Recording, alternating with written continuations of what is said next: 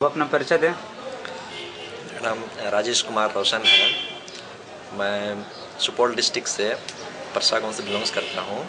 मेरे पिताजी एक सिंपल फार्मर हैं और मेरी ये सॉफ्टवेयर इंजीनियरिंग की फाइनल ईयर है। मैं फिर इसके बाद ही इंजीनियरिंग का गेट का तैयारी करना चाहूँगा और इसी के साथ मैं पटना में हूँ। तो बतलाएं कि युवा प्रकोष्ठ को आप कब से और किस माध्यम से जानते हैं?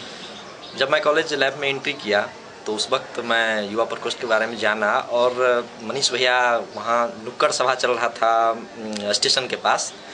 तो वहाँ जब चल रहा था तो हम अपने भाई को रात में गेट करने गए थे तो वहाँ देखिए कि बहुत भीड़ लगी हुई थी और चल रहा था। एक्चुअली हम फ्रस्ट्रेशन में थे, बहुत ज़्यादा दबाव में थे कि क्या करें क्या नहीं करें, कोई माहौल नहीं मिल रहा था। उस वक्त गुरुजी का एक 3 रुपया का मैंने बुक खरीदा और पढ़ा। मनीष भैया का जो भाषण सुना तो हम खोजने लगे कि युवा प्रकोष्ठ है कहाँ। किसी तरह शनिवार था और रविवार के सुबह में खोजते खोजते हम यहाँ पहुँचे तो मुझे अब तो कहना ही नहीं कितनी खुशी और आनंद मिली।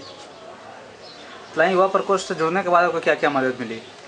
सबसे पहले तो मैं ये कहूँगा कि जीने का जो तरीका है, सब कुछ मेरे पास था लेकिन जीने का तरीका नहीं था। बिना डायरेक्शन का जो मतलब जहाँ तहाँ जब जैसे बिना सिंह पूछ का हम जानवर थे। जी बिल्कुल, सब कुछ रहते हुए भी मेरा कोई जगह नहीं था, अस्तित्वहीन थे बिल्कुल। यहाँ आए तो मुझे लगा कि नहीं, मैं भी मैंने एक आदमी हूँ और मुझे एक आदमी की तरह, इंसान की तरह जीना चाहिए। वो मैंने यहाँ से सीखा। कि युवा प्रकोष्ठ के आप किन किन गतिविधियों से अवगत हैं, मतलब जानते हैं? युवा प्रकोष्ठ के जितनी भी गतिविधि चल रही है मैं उससे अवगत हूँ। जैसे सबसे पहले तो मैं कहूँगा कि जैसे बुक स्टॉल, साहित्य स्टॉल जो है, युवा प्रकोष्ठ की झूला पुस्तकालय, वो 7 दिवसीय ये स्वावलंबन आंदोलन जो है वो, यहाँ जो हम लोग का संडे का कार्यक्रम होता है वो, और एक जो सबसे महत्वपूर्ण चीज़ है वो बाल संस्कार शाला, जो लगभग सब जानते ही हैं कि वहाँ हम लगभग अभी 1.5 साल से 2.5 साल से समय देते आ रहे हैं और वहाँ नियमित रूप से समय देते हैं। ठीक है, वर्तमान में एक युवा संगठन की ज़रूरत है, जैसे युवा प्रकोष्ठ है, तो अब क्या चाहते हैं, कैसे बने पूरे भारत में एक युवा प्रकोष्ठ ऐसा है? हम तो यही कहेंगे कि यहाँ जो प्रोडक्शन होता है, क्रांतिकारी युवाओं का फैक्ट्री है ये, और यहाँ से जो युवा निकलते हैं जहाँ भी वो जाएंगे तो हम तो यही कहेंगे कि उनको थोड़ा सा माने कि 1% अपना ताकत यहाँ वाला वहाँ दिखाना चाहिए, तो वहाँ भी युवा प्रकोष्ठ पूरे भारत में बिल्कुल हो जाएगा। इसका हम एकदम वादा करते हैं कि एकदम हो ही जाएगा यदि 1% लगाया जाए ताकत। कि युवा प्रकोष्ठ युवाओं की समस्याओं को सुलझाने में किस हद तक सक्षम है? इसका तो जीता जागता उदाहरण मैं हूँ कि आज जहाँ इस माहौल में युवाओं को कोई देखने वाला नहीं है, डुबाने वाला उसका दोस्त रूम पार्टनर भी है लेकिन उठाने वाला कोई नहीं है, ये युवा प्रकोष्ठ है जहां हजारों हजार युवाओं को कम से कम दिशा तो जरूर मिलता है। और यहाँ उदाहरण खोजने की आवश्यकता नहीं, वो मैं यहाँ साक्षी हूँ, इस बात की एकदम पुष्टि है। कि जैसे युवा प्रकोष्ठ से झूला पुस्तकालय, बाल संस्कार शाला, नुक्कड़ सभा ये सारी चलती हैं, तो इसके बाद भी कुछ अपना सुझाव दे युवा प्रकोष्ठ को? जैसे एक सुझाव मैं दे सकता हूँ और इस पे हम लोग अमल भी कर रहे हैं कि ये सारी गतिविधि तो चल ही रहा है, लेकिन जो लड़का 2-4 लड़का जो डिफरेंट इलाका में रह रहा है, यदि 2-1 का ग्रुप बना करके और लॉज हम लोग यदि खुद से जा करके कन्विंस करें, उनको किताब दें, जी प्रणाम भाई साहब ये हम लोग का गतिविधि है यहाँ, और उनकी अपनी बात कहे, तो मेरे समझ से ये एक परफेक्ट चीज़ हो सकता है।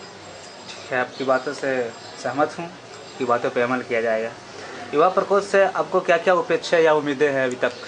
मैं तो यही कहूँगा कि युवा प्रकोष्ठ में मैं आया हूँ उसका मेंबर हूँ, मुझे इस बात की बहुत खुशी है और ये भी मैं दावा के साथ कहता हूँ कि आने वाला भविष्य हम लोग का है और भारत का नेतृत्व तो हम लोग करेंगे ही, पूरा दुनिया का नेतृत्व भारत करेगा जिसमें युवा प्रकोष्ठ का अहम भूमिका होगा। इसका मतलब आप रोल मॉडल बनना चाहते हैं? जी बिल्कुल, और उस लायक और अपने स्तर से मैं वो काम भी कर रहा हूँ। यहाँ से युवा प्रकोष्ठ से बताया जाता है कि साधना, स्वाध्याय, संयम और सेवा करना चाहिए या कीजिए, तो आप किस तरह से करते हैं? आपके जीवन में ये कहीं पे कठिनाई आती है तो वो बतलाएं। जी कर तो रहे हैं लेकिन काफ़ी कठिनाई आती है, कठिनाई, बहुत कठिनाई। ऐसा नहीं है कि एकदम यहाँ आए और हो गया, डायरेक्ट हो गया, नहीं। हम बहुत बार गिरे, एकदम गाँव गए वहाँ गिर गए, शहर निकले वहाँ गिर गए, लेकिन फिर यहाँ आए रिचार्ज हो गए, फिर के नहीं, मेरा जो ये दिशा है ऐसा कुछ भी नहीं है ये मैंने इसमें हमको चलना चाहिए। विवेकानंद की वो पंक्तियां, हजार बार गिरो मगर बिल्कुल उठने की मुद्दा हर समय। हाँ, ये सब हमको हमेशा याद रहता है कि नहीं, गिरना तो स्वभाव मनुष्य का मैंने स्वभाव है, लेकिन उठना मेरा स्वभाव है, हम छोड़ेंगे नहीं और चलते हैं। ठीक है, आप बाल संस्कारशाला में अपना समय दान करते हैं, तो वो भी एक सद्मार्ग ही है, तो वहाँ पे आपकी कौन कौन सी समस्याएं आती है, आप उसको आप किस तरह से फेस करते हैं?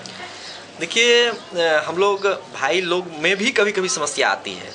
जैसे हम लोग वहाँ बहुत भाई हैं, अब सबका दिमाग तो एक तरह का हो नहीं सकता है, तो कभी कभी हम लोग का इंटरनल